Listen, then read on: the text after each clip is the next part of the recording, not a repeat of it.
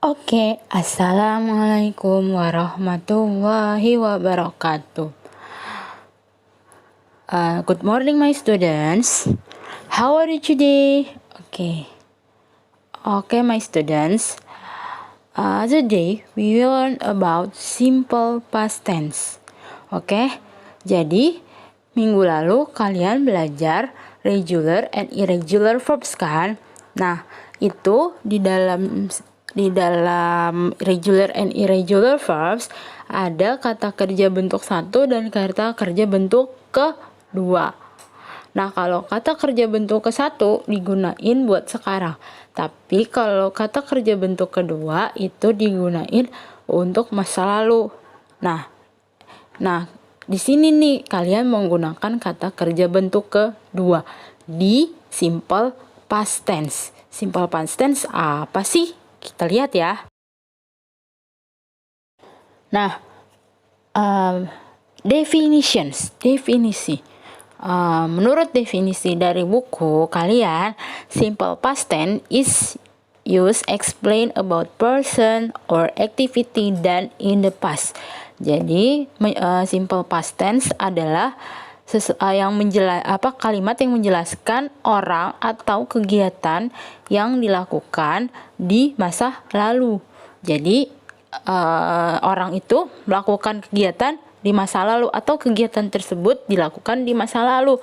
Nah, ini menggunakan simple past tense gitu ya. Dalam sumber lain mengatakan bahwa definisi dari simple past tense digunakan untuk menyatakan suatu kejadian yang telah terjadi pada waktu lampau. Kalimat tersebut biasanya ditandai dengan kata-kata yesterday, kemarin, ago, lalu, this morning, pagi ini, dan ditempatkan pada akhir kalimat. Jadi teman-teman, dalam bahasa Inggris, kalimat masa lalu, masa sekarang, masa depan itu berbeda ya teman-teman. Tidak seperti bahasa Indonesia. Kalau bahasa Indonesia, saya makan sekarang, saya makan besok, saya makan kemarin, itu tidak menggunakan pola atau rumus ya, rumus yang terstruktur atau rumus yang tetap. Nah, tapi kalau di bahasa Inggris berbeda. Kalimat masa lalu, masa sekarang, dan masa depan itu berbeda. Setiap kalimat itu mempunyai rumus tersendiri ya. Nah, contohnya Miss Wuri pengen bilang saya belajar kemarin, belajar sekarang, dan belajar besok. Nah, berbeda. Yang pertama, ketika Miss Wuri bilang saya belajar bahasa Inggris kemarin. Nah, berarti I studied English yesterday. Studied. Nah, di situ kata kerjanya studied. Nah, itu berbeda sama yang sekarang. Kalau sekarang I study English. Nah, kalau sekarang hanya menggunakan study aja. Kalau yang kemarin menggunakan studied. Nah, bagaimana nih kalau untuk menyatakan saya belajar bahasa Inggris besok? Berarti I will study English tomorrow. Ya, beda ya. Kalau dia di masa lalu dia menggunakan jadi studied. Nah, kalau di masa sekarang dia menggunakan study aja, dan kalau di masa depan dia ada tambahan will, I will study ya. Jadi tiap waktu punya pola yang berbeda atau rumus yang berbeda. Nah, kemarin kan kalian belajar tuh regular and irregular verbs. Nah, fungsinya untuk apa?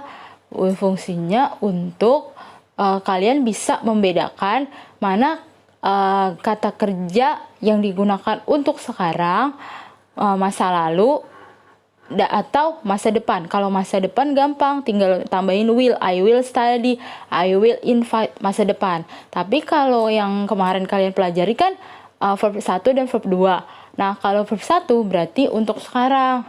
Nah, verb 1 untuk sekarang ya. Tapi kalau verb 2 kata kerja bentuk kedua itu digunain untuk masa lalu. Jadi yang tadinya study jadi studied. Makanya tadi Miss Suri bilang pas di kalimatnya untuk menyatakan masa lalu. Jadi, I studied English yesterday. Ya, jadi kalau untuk menyatakan masa lalu itu ya menggunakan regular and irregular verb study, tapi bentuknya bentuk kedua. Pokoknya bentuk kedua yang regular and irregular verbs itu digunakan untuk kata kerja masa lalu. Kalau verb 2, kalau verb 1 sekarang, kan ada kata kerja bentuk 1 dan kata kerja bentuk kedua tuh. Nah, kalian menggunakan kata kerja bentuk kedua kalau kalian pengen bilang melakukannya di masa lalu. Nah, setelah kalian tahu penggunaan verb 1, verb 2, terus kalimat untuk menyatakan masa sekarang, kalian juga harus mengenal apa itu non-verbal atau nominal atau apa itu verbal. Karena ada kaitannya ya dengan yang kita pelajari hari ini. Apa sih non-verbal atau nominal dan verbal? Nah, non-verbal atau nominal tidak menggunakan kata kerja, tetapi menggunakan noun, kata benda. Contohnya kata benda itu ada chair, kursi, table, meja, terus pensil, itu namanya kata benda. Atau kata benda bisa berupa orang. Contohnya my mother, my father. Nah, itu disebutnya kata benda. Nah, kalau adjektif, kata sifat. Kata sifat itu contohnya beautiful, cantik, handsome, ganteng, smart, pinter. Nah, kalau adverb, keterangan. Kata keterangan itu contohnya at school, di sekolah, at hospital, di rumah sakit, at 5 o'clock, di jam 5, ya itu namanya keterangan. Nah, kalau verbal itu menggunakan kata kerja. Kata kerja udah tahu ya, kata yang sifatnya melakukan sesuatu. Contohnya menunggu, wait, belajar, study, terus tidur, sleep. Nah, itu kata kerja. Kenapa disebut kata kerja? Karena ada yang dilakukan, gitu ya. Jadi, itu adalah penjelasan verbal and non-verbal atau nominal. Jadi kalian bisa membedakan ya apa itu non-verbal dan apa itu verbal. Jadi tadi ya, oke? Nah, dalam kalimat selain verbal menggunakan to be, was, and were. Kalau was untuk I, terus she, he, dan it. Kalau were untuk you, they, we. Bisa dilihat ya di tabel. Nah, kalau misalnya yang tadi kalau misalnya jadi negatif jadi was not, kalau jadi negatif jadi were not. Kalau dijadiin pertanyaan, wasnya jadi di depan, were-nya jadi di belakang. Nah, itu ya yang kalian bisa lihat sendiri di tabel. Oke? Teman, dalam past tense, kalian akan menggunakan keterangan waktu. Keterangan waktu apa aja yang digunakan? Ada yesterday, kemarin, last night, last week, last month, last year, last time. Ada this morning, pagi ini. Ada 1 hour, 1 day, 1 week, dan seterusnya. Ada in January, in February, in 1999. Nah, intinya tahun ya, tahun yang udah lampau. Nah, itu digunain untuk dalam simple past tense, keterangan waktunya ya. Oke, setelah kalian belajar apa itu verbal, non-verbal, kapan kita pakai was, kapan kita mau pakai were, keterangan waktu dalam simple past tense. Nah, sekarang kita masuk ke rumusnya. Nah, contohnya kalau positif itu rumusnya adalah subjek plus kata kerja bentuk kedua. Ya, kata kerja bentuk kedua yang dalam regular and irregular verb tadi ya.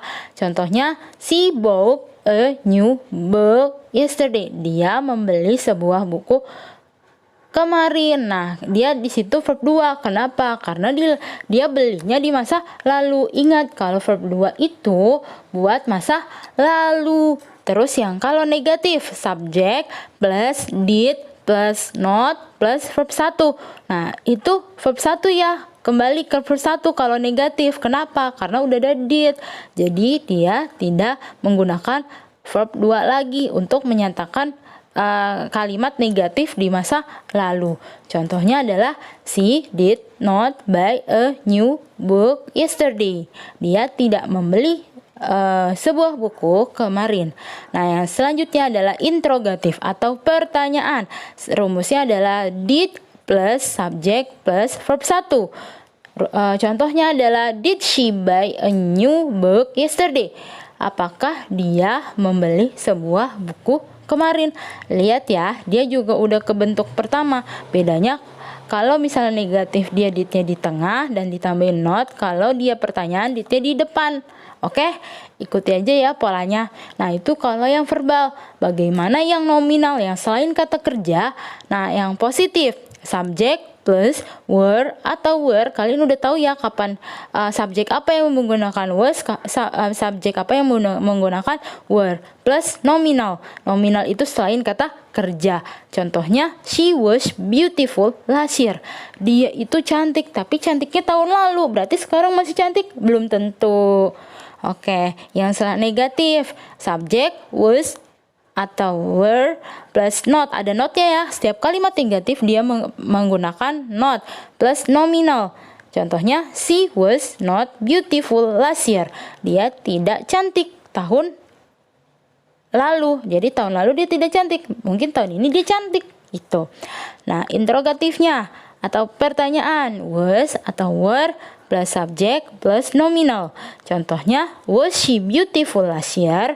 Apakah dia cantik di tahun lalu?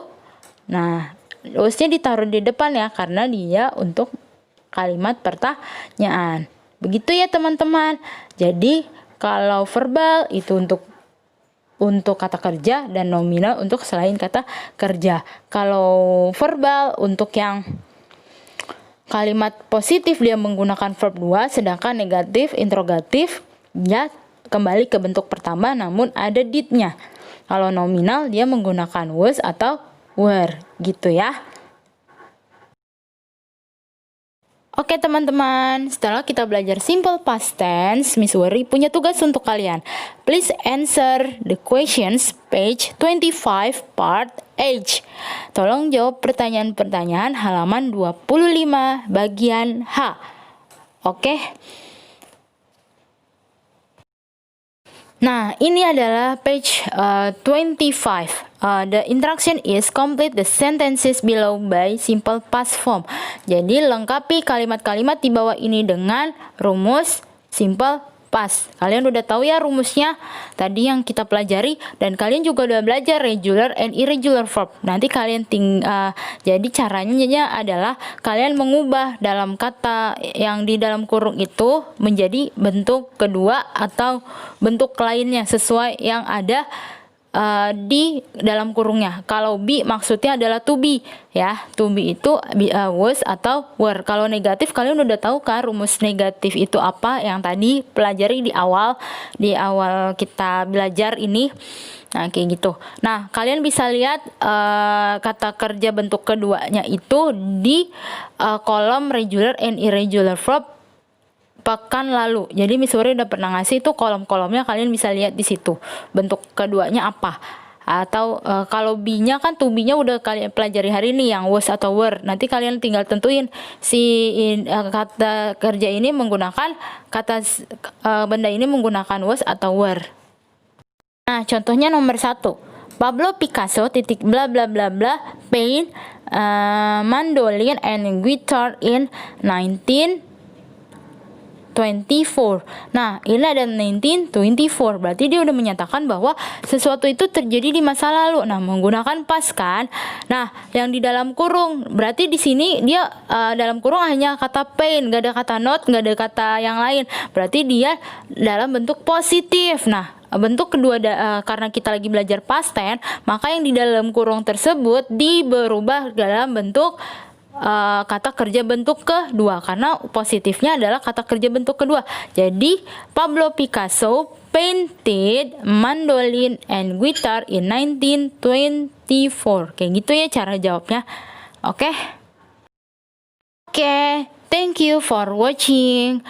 Before we finish study English, let's say hamdalah. Alhamdulillahirabbil alamin.